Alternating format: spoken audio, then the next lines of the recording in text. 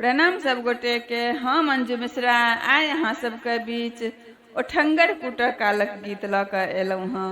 तऽ चलू सब गोटा सुनै जाओ। कोशिश करै छी अहाँ सबके नीक लागत तऽ लाइक कऽ देबै, हमर चैनलके सब्सक्राइब कऽ लेब, किछु त्रुटि भऽ जायत तऽ क्षमा कऽ देब।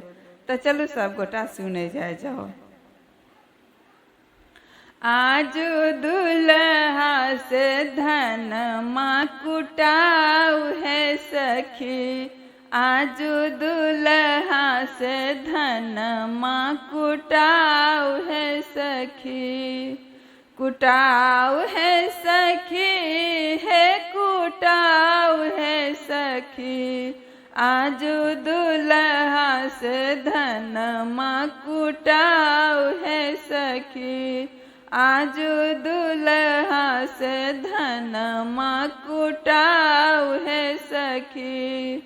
8 गोटा मिल के धान कुटायब, 8 गोटा मिल के धान कुटायब, बेद के काते काते दुल्हा के घुमेब है सखी, बेद के काते काते दुल्हा के घुमेब है सखी, आज दुल्हा से धन माँ कुटाब है सखी, आज दुल्हा से धन माँ कुटाऊ है सखी।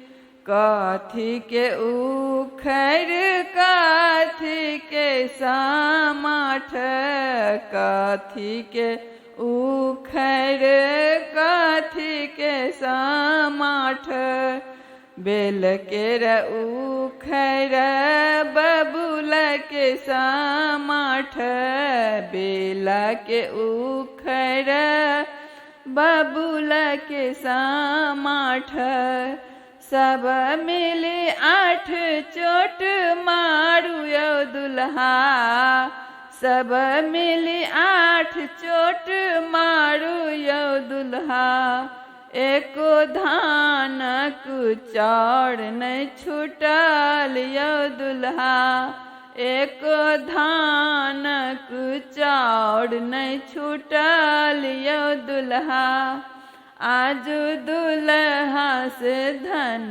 माँ कुटाऊ है सखी, आज दुल्हा से धन माँ कुटाऊ है सखी, कुटाऊ है सखी है कुटाऊ है सखी, आज धन माँ से धन माँ कुटाऊ है सखी, आज दुल्हा से धन माँ कुटाऊ है सखी।